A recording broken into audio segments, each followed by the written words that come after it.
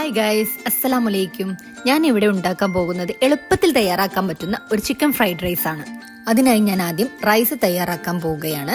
അതിനായി ഞാൻ വെള്ളം തിളപ്പിക്കാൻ വേണ്ടി വെച്ചു. ഞാൻ ഇവിടെ എടുത്തിട്ടുള്ളത് 750 ഗ്രാം ബസ്മതി റൈസ് ആണ്. തിളച്ച വെള്ളത്തിലേക്ക് ഞാൻ കഴുകി വെച്ച ബസ്മതി റൈസ് ഇട്ട് കൊടുത്തിട്ടുണ്ട്. അതിലേക്ക് ആവശ്യമുള്ള ഉപ്പും ഇട്ട് കൊടുത്ത് നന്നായി ഇതൊന്ന് ഇളക്കി കൊടുത്തു. ഇനി ഇതിലേക്ക് ആവശ്യമുള്ള വെജിറ്റബിൾസ്: ബീൻസ് ചെറുതാക്കി മുറിച്ചത്, സവാള, ക്യാപ്സിക്കം, ക്യാരറ്റ്, പച്ചമുളക്, സ്പ്രിംഗ് ഓനിയൻ എന്നിവ ചെറുതായി മുറിച്ചത്. പിന്നെ ഞാൻ ഇവിടെ എടുത്തിട്ടുള്ളത് 3 കോഴിമുട്ടയാണ്. കോഴിമുട്ട ഇതുപോലെ ഒന്ന് കുക്ക് ചെയ്തെടുക്കുക. പിന്നെ നമുക്ക് ആവശ്യമുള്ളത് ബോൺലെസ് ചിക്കൻ ആണ്. ഞാനിത് ഉപ്പും കുരുമുളകും ഇട്ട് വേവിച്ചു വെച്ചതാണ്. ഇനി നമുക്കൊരു കടായി അടുപ്പത്ത് വെച്ച് അതിലേക്ക് ഓയിൽ ഒഴിച്ച് നമ്മുടെ ഓരോരോ വെജിറ്റബിൾസും അതിലേക്ക് ആഡ് ചെയ്യുക. ഞാൻ ആദ്യം ക്യാരറ്റ് ആണ് ഇട്ട് കൊടുത്തത്. അത് നന്നായി ഒന്ന് വഴറ്റിയതിനു ശേഷം ചെറുതാക്കി മുറിച്ച് വെച്ച പച്ചമുളക് കൂടി ചേർത്ത് കൊടുത്തിട്ടുണ്ട്. എന്നിട്ട് ഒന്നുകൂടി മിക്സ് ചെയ്തു.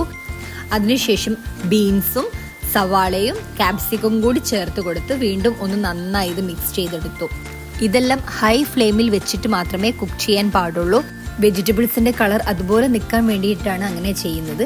ഞാൻ കുറച്ച് ഉപ്പ് കൂടി ഇട്ട് കൊടുത്തിട്ടുണ്ട്. 1 ടേബിൾ സ്പൂൺ സോയാ സോസും കൂടി ഒഴിച്ചു കൊടുത്തു. അതിനുശേഷം 1.5 ടേബിൾ സ്പൂൺ കുരുമുളക് പൊടി കൂടി ഞാൻ ആഡ് ചെയ്ത് ഇത് നന്നായി ഒന്ന് ഇളക്കി കൊടുത്തിട്ടുണ്ട്.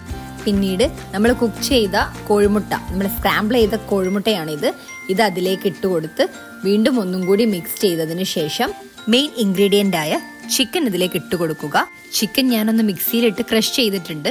കാരണം എൻ്റെ മക്കൾ ഫ്രൈഡ് റൈസിലുള്ള ചിക്കൻ മാത്രം എടുത്ത് കഴിച്ച് റൈസ് ബാക്കി വെക്കും. അതുകൊണ്ടാണ് ഞാൻ ഇങ്ങനെ ചെയ്യുന്നത്. നിങ്ങൾക്ക് വേണമെങ്കിൽ ചെറിയ കഷ്ണങ്ങളായി ചിക്കൻ ഇതിലേക്ക് ഇട്ട് കൊടുത്താൽ മതി കേട്ടോ. ഇത് നന്നായി മിക്സ് ചെയ്ത് ഇതിൽ ഉപ്പുണ്ടോ എന്ന് ചെക്ക് ചെയ്തതിന് ശേഷം നമ്മൾ കുക്ക് ചെയ്ത് വെച്ച റൈസ് ഇതിലേക്ക് ആഡ് ചെയ്ത് കൊടുക്കുക.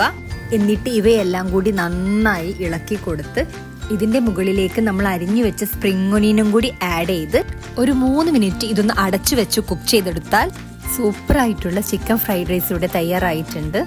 മക്കൾക്കെല്ലാം സ്കൂൾ ലഞ്ച് ബോക്സിലേക്ക് കൊടുത്തയക്കാൻ പറ്റുന്ന ഏറ്റവും എളുപ്പത്തിൽ തയ്യാറാക്കാൻ പറ്റുന്ന ഒരു അടിപൊളി റെസിപ്പിയാണ്. തീർച്ചയായിട്ടും നിങ്ങൾ ഇതൊന്ന് ട്രൈ ചെയ്ത് നോക്കുക. എന്റെ വീഡിയോ ആദ്യമായി കാണുന്നവരാണെങ്കിൽ ഒന്ന് ലൈക്ക് ചെയ്യാനും ഷെയർ ചെയ്യാനും സബ്സ്ക്രൈബ് ചെയ്യാനും മറക്കല്ലേ. Thank you for watching.